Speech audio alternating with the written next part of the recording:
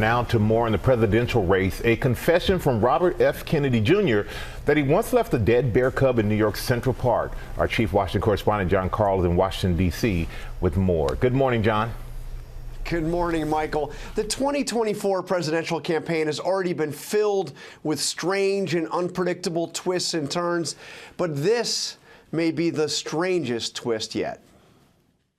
A decade ago, a Central Park mystery baffled New Yorkers. We saw something on the back wheel that it could have been a raccoon. And captured headlines across the country. Police now want to know how the bear died and how it got into the park. Now we know. Robert F. Kennedy Jr., the independent presidential candidate, says he brought the dead bear to Central Park. I pulled over and I picked up the bear and put him in the back of my van because I was going to skin the bear. He confesses in a new video that he left the dead bear right there with an old bicycle beside a Central Park bike path because he thought it would be, quote, amusing.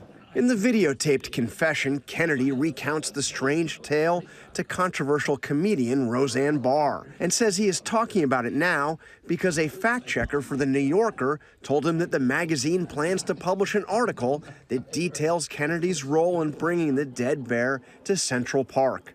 Anyway, Kennedy recounts how he saw a woman hit the bear with her car on a highway in upstate New York. He says he picked up the dead cub, intending to skin it and store the flesh in his refrigerator. But after a day of falcon hunting, he had to rush to a dinner at Peter Luger's Steakhouse in Brooklyn, where steak for two these days costs about $150.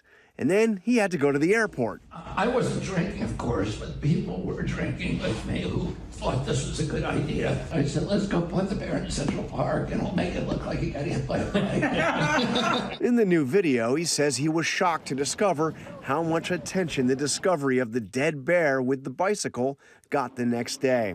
I was worried because my prints were all over that bike. It's not the only bizarre story to come out during the Kennedy campaign. Earlier this year, it was revealed that he once testified that a worm, quote, got into my brain and ate a portion of it and then died. That was back in 2012. At one point, Kennedy was in double digits in the polls. Don't you want something different? He's now dropped to about 6% in the 538 polling average. But his campaign claims his name will be on the ballot in at least 42 states. That's not enough to win, but it could be enough to play a decisive role in determining who does. The New Yorker has now published its article. It's a long profile of Kennedy that includes just a couple of paragraphs about the dead bear in Central Park. The magazine asked him about a photograph that shows Kennedy posing with the dead bear cub, his fingers inside its bloody mouth. And Kennedy responded, quote, maybe that's where I got my brainworm.